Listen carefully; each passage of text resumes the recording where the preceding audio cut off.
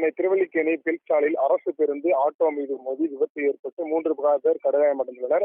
குறிப்பாக சென்னை பெரம்பூர் பேருந்து நிலையத்திலிருந்து அண்ணா சதுக்கம் நோக்கி பயணித்த 21A என்ற அரசு பேருந்து திருவல்லிக்கேணி பில்சாலை வழியாக வந்து கொண்டிருந்த போது எதிரே வந்த ஆட்டோ மீது மோதி விபத்து ஏற்பட்டது.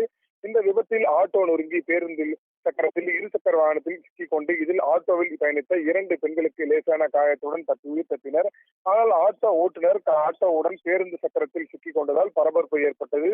பின்னர் அக்கம் பக்கத்தில் இருந்த பொதுமக்கள் மற்றும் காவல்துறையினர் தொடர்ந்து அரை மணி நேரம் போராட்டத்திற்கு பிறகாக ஆட்டோவில் இருந்த ஆட்டோ ஓட்டுநர் மீட்டு ஓமந்தூர் அரசு மருத்துவமனையில் சிகிச்சைக்காக அனுமதிக்கப்பட்டுள்ளனர்.